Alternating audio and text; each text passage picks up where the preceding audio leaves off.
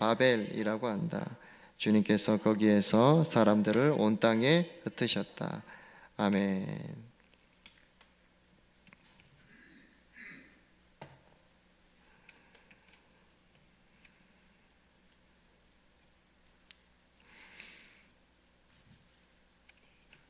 네, 우리 바벨탑 사건이 나옵니다. 우리 사람들이 모여서 이렇게 탑을 만들었는데 하나님께서 그 탑을 못 만들게 하였다라는 사건으로 우리가 좀 잘 알고 있는 것 같은데, 사실은 이게 단순하게 탑을 짓는 것을 막은 사건이 아닌 거죠.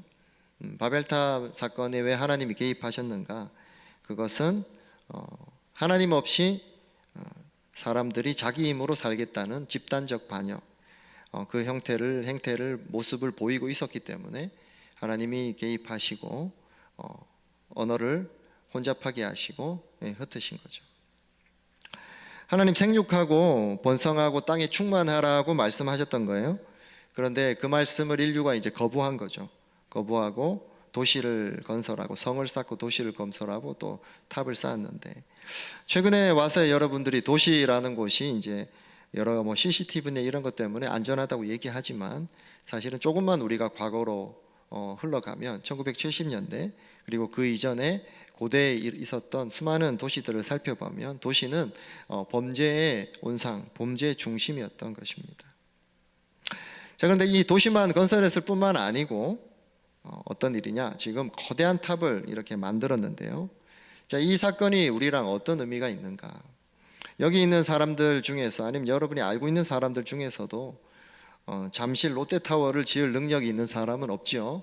그래서 우리랑 어떤 상관이 있는가 살펴볼 수 있는데, 사실은 우리 마음에 우리는 우리 각자의 바벨탑을 지을 수 있다는 거예요. 그럴 때 하나님은 그 바벨탑을 때로 멈추시고 허무시는 일들을 하신다는 겁니다. 왜 그러실까요? 우리를 괴롭히려고 그러실까요? 아닌 거예요. 바로 하나님 우리를 사랑하시기 때문에 진짜 중요한 집을 반석 위에다가 세우기 원하시기 때문에 우리 삶에서 내 안에 자라나는, 내 안에 짓고 있는 바벨탑을 때로는 멈추시고 때로는 허무는 일들을 우리 삶에 하신다는 겁니다. 자, 그러면 우리가 어떤 바벨탑을 짓고 있을까? 우리 세 가지로 좀 살펴보려고 합니다. 첫 번째, 어떤 바벨탑일까요? 한번 읽어봅시다. 시작. 내가 주인이야 라는 바벨탑이다. 4절에 보면 어떻게 말합니까? 탑 꼭대기를 어디까지 닿게 하자고 하나요? 하늘에까지 닿게 하자라고 얘기하죠. 바로 하나님이 또 물로 심판하면 아무리 물이 온 세상을 덮어도 살 수 있는 그 탑을 또 생각했을 거예요. 그래서 하늘까지 닿는 탑, 그 어떤 것을 말합니까? 하나님을 대적하는, 하나님 없이도 인간의 힘으로 내가 살아갈 수 있는 그 방법을, 그 방향을, 그 마음을 얘기하고 있는 거죠. 선악과 사건 때도 동일한 거죠. 선악과 사건이 단순하게 내가 과일을 따먹은 사건이 아니고 어떤 겁니까? 내가 하나님 되려고 했던 사건을 말하는 거죠. 바로 내 삶에 내가 주인이 되고 있는 것을 말하는 거죠. 조금 다르게 표현해서 어떻게 말합니까? 하나님 자리에 내가 앉는 거다. 자, 그러면 쉽게 말해서 어떤 것을 얘기할까요? 내가 주인이다 라는 것은 뭘까요? 나의 옳고 그름이 가장 중요한 사람을 말해요. 하나님의 말씀보다 내가 생각하는 것, 내가 느끼는 것, 내 감정, 내 기분, 그리고 내 생각이 더 옳다고 생각하는 사람을 말합니다. 팀 켈러 목사님은 어떻게 말했냐면, 당신에게 있어서 어떤 것이든 하나님보다 더 중요한 것이 바로 우상이다 라고 말하죠. 그래서 여러분, 하나님 말씀보다 내 생각이 옳은 대로 살아가는 것, 내 감정이 옳은 대로 살아가는 것, 그것이 바로 바벨탑이죠. 이렇게 살아갈 때 우리가 신앙생활 할 때도 어떤 문제가 생길 수 있냐면, 내가 잘 신앙생활 하는데 하나님을 깊이 만나지 못하고 내 삶에 하나님과 동행하는 삶을 못 사는 그런 경우들이 있어요. 왜 그럴까요? 바로 하나님을 뭐처럼 생각할까요? 램프의 요정 지니처럼 우리는 생각할 수 있다는 거죠. 어떤 말입니까? 내가 이렇게 주님 앞에 좀 이런 걸 했으니까 하나님이 나에게 내가 원하는 이런 것도 좀 들어주셔야 되지 않냐, 이런 식의 신앙생활을 하는 거죠. 정말 하나님과 깊은 관계 가운데 나아가지 못하고 그냥 굉장히 겉핥기식으로 하나님과 마치 주고받는 그런 거래하는 식의 신앙생활에 머물 수 있다는, 굉장히 어린 신앙이고, 그리고 하나님을 잘 만나지 못하는 그런 신앙이죠. 이렇게 살아가면 어떻게 되냐면 금방 불안해지는 거예요. 하나님을 정말 신뢰하면서 하나님의 때를 기다리지 못하고, 조금만 어려움이 와도 금세 불평불망을 하고, 내가 원하는 것을 기도했는데 그것이 당장 응답이 안 되면 주님 앞에 금방 불평불만하고, 그래서 진짜 사랑을 알지 못하는 거죠. 어떤 사랑입니까? 하나님 나를 위해서 하시는, 안 되게 하시는 하나님의 뜻, 그 하나님의 사랑을 발견하지 못하고 살아가는, 그래서 계속 불안한 가운데, 나는 신앙생활 한다고 생각하지만 불안한 가운데 살 수 있다는 거죠.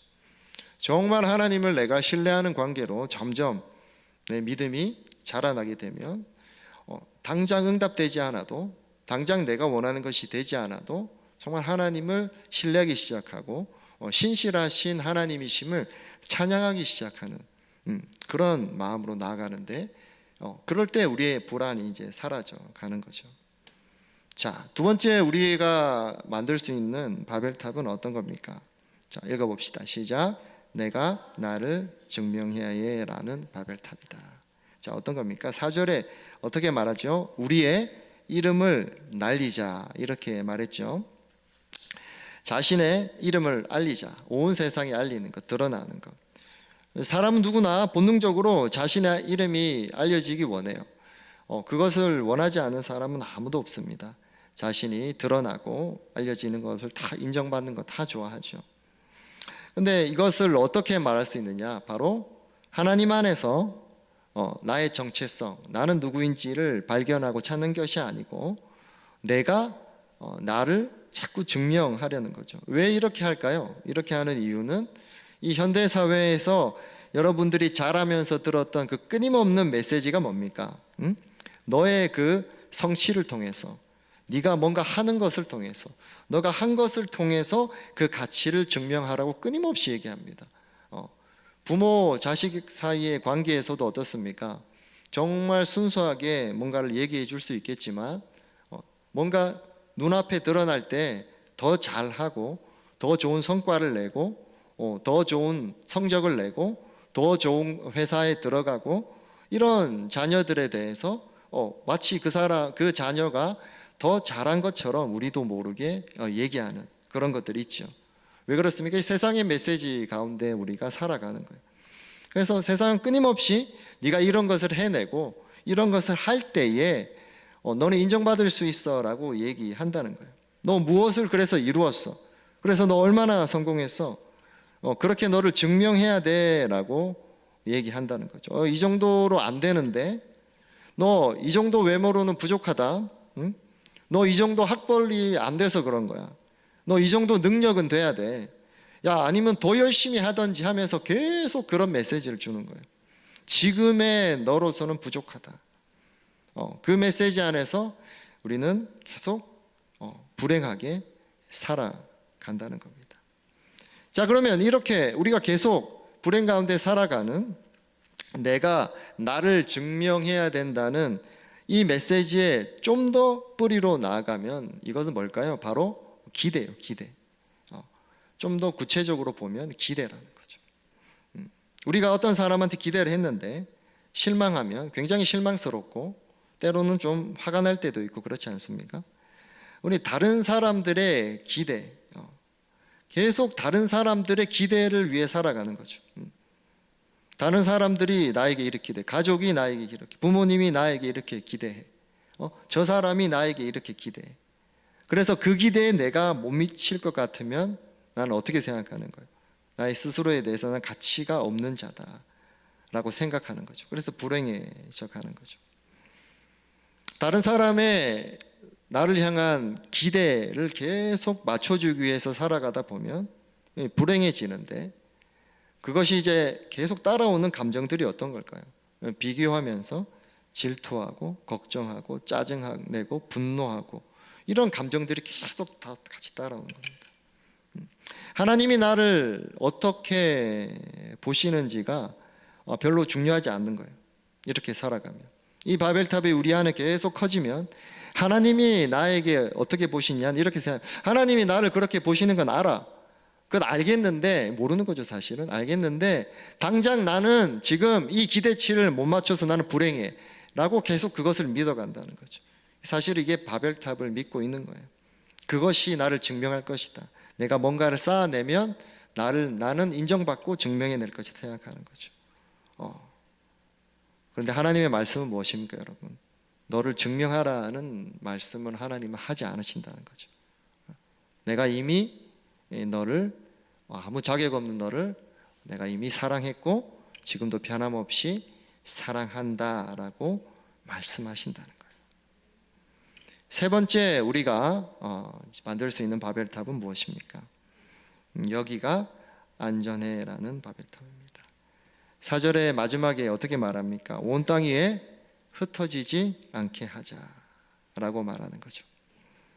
어떤 사람입니까? 바로 하나님 안에서 안전을 찾기보다 사람의 힘으로 안전을 보장하는 그 견고한 탑을 세우려고 한 거죠. 흩어져란 하나님의 명령을 거역하고 자신들의 그 시스템과 자신의 기술을 가지고 단일 제국을 만들려고 했던 거예요. 어떤 사람입니까 여러분? 우리 안에 하나님보다 나의 힘으로 만들 수 있는 그 나의 안전과 미래, 이것이 내 인생을 더 책임진다라고 믿는 사람을 말하는 거죠.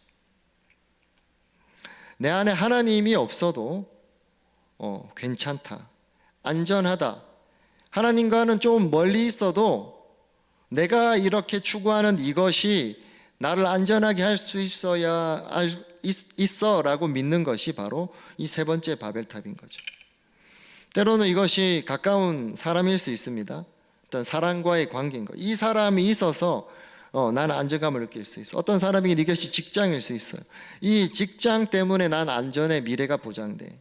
어떤 사람은 그것이 물질일 수 있다는 거죠. 그런데 무서운 것은 뭡니까 여러분? 우리가 하나님 외에 다른 것에 안정감을 찾기 시작하면 그것이 우리에게 도리어 덫이 된다는 거예요.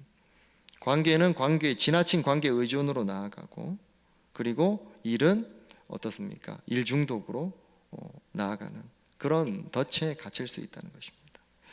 예전에 그 패닝룸이라는 영화가 있었어요. 조디 포스터가 출연하는 영화인데, 바로 이제 위험한 상황이 됐을 때 그 집안에 이런 작은 안전한 그 방을 만들어서 이렇게 그 안에 도망가면은 딱 잠기면서 이렇게 숨을 수 있는 그런 방이 바로 패닝룸이라고 하는 거예요. 근데 이 영화 내용이 어떻게 되냐면, 자신의 안전을 위해서 정말 엄청나게 최첨단으로 그런 어떤 시설과 그런 걸 갖추고 있었던 건데, 그 안에 도망갔는데 도리어 거기에 갇혀버리는 그런 일이 일어나는 것이 바로 이 영화 스토리인데요.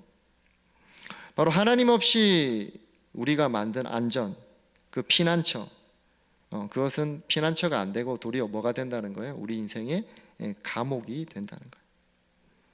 그래서 하나님이 아니라 내가 쌓은 안전을 믿고 살기 때문에 계속 어떨까요 여러분?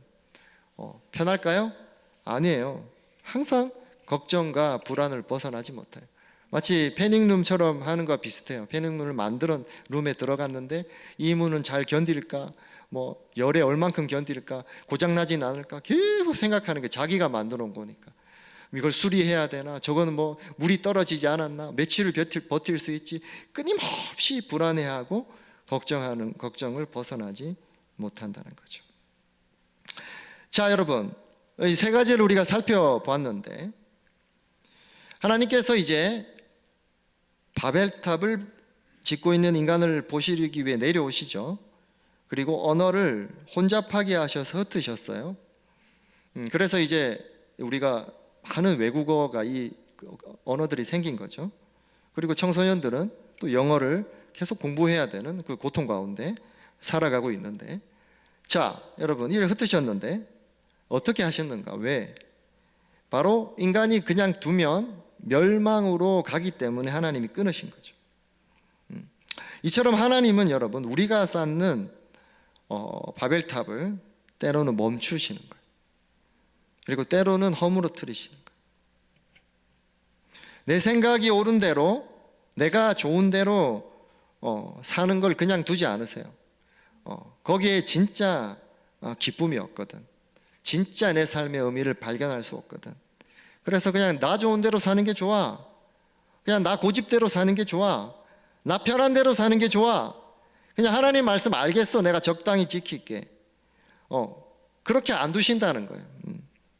사랑하기 때문에.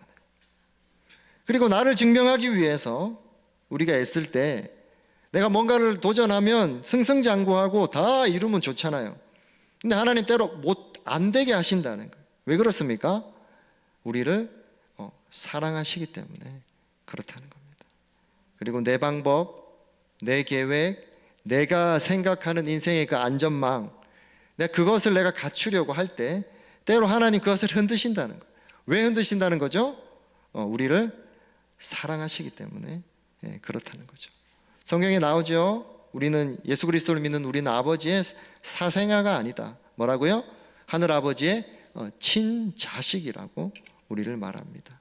그래서 히브리서 12장에는 주님께서 사랑하시는 사람을 어떻게 하신다고요? 훈련시키신다고요. 때로 징계하신다. 때로 안 되게 하신다는 겁니다.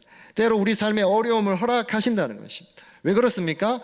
사랑하기 때문에 그렇다는 거예요. 친자식이기 때문에 우리를 그렇게 다뤄 가신다는 거예요. 우리를 사람 만들어 가신다는 겁니다. 여러분, 내 안에 우리를 사랑하기 때문에 하나님 때로 우리 삶 안에 내가 나도 모르게 또는 내가 알면서도 세우는 그 바벨탑을 멈추시고 허무시는 거예요. 자, 하나님이 이렇게 허무시고 흩으시는 일들을 하셨는데 성경에서 이 반대의 일이 일어나는 사건이 있어요. 어떤 사건이냐면 바로 사도행전 2장에 나오는 오순절 사건입니다. 다 흩어서 언어로 다 흩으셨잖아요. 그런데 언어가 통일되는 놀라운 사건이 이제 교회가 세워지는 그 오순절 성령 강림하는 그 사건에 일어납니다. 베드로가 설교를 했어요. 그때 통역하는 사람도 없었죠.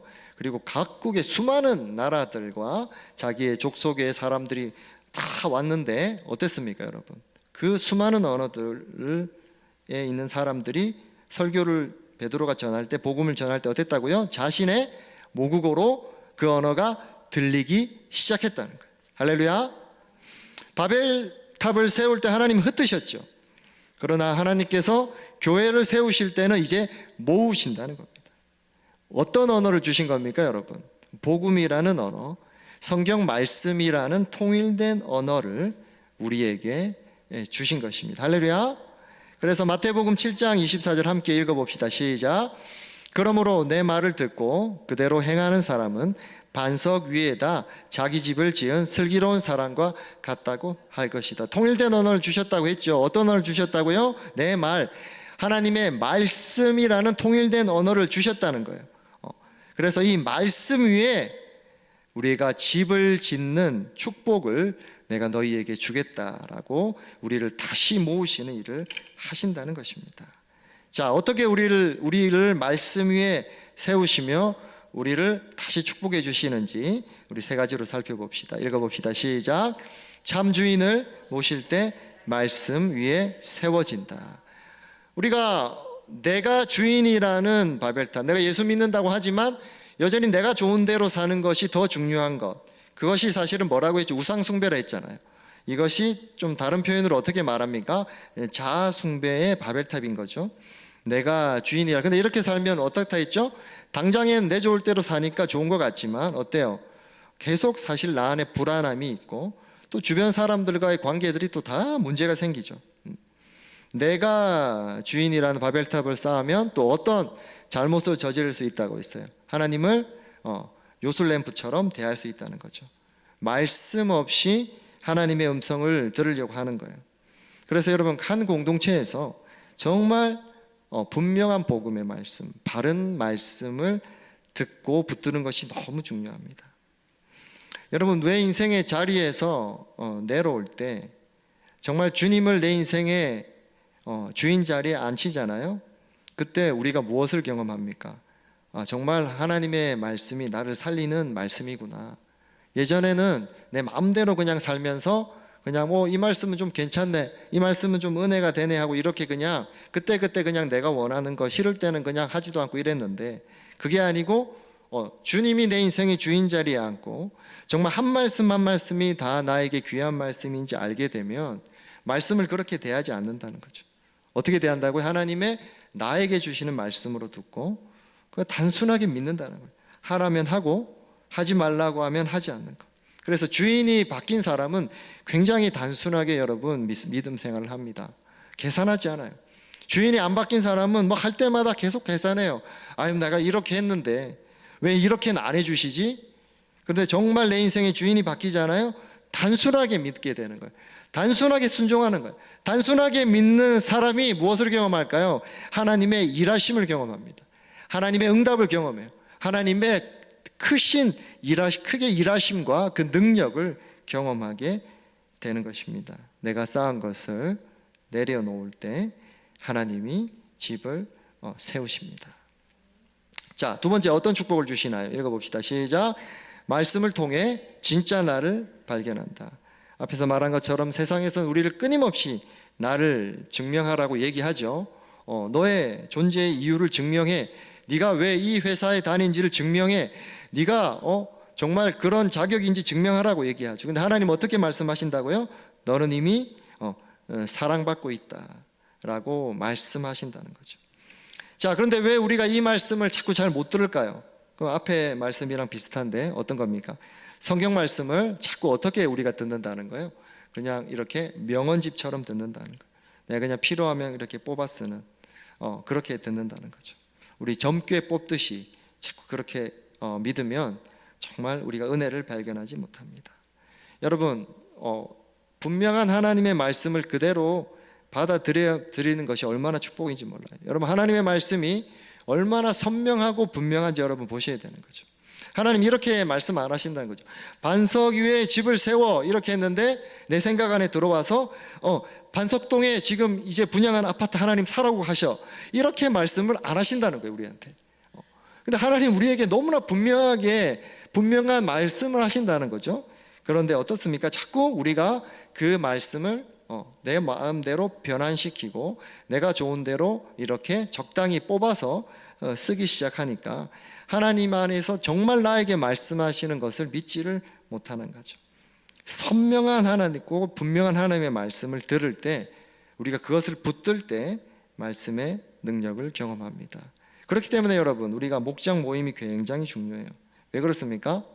내가 붙들고 살아간 한 주의 얘기들을 나눌 때 분명히 성경 말씀은 종이에 글자로 적혀있던 이 말씀인데 그 말씀이 한 주 동안 사는 나의 삶의 현장에서 실제로 일하고 응답받는 것을 경험하게 되는 거예요. 그 얘기를 우리가 서로 나누게 되는 시간이 뭡니까?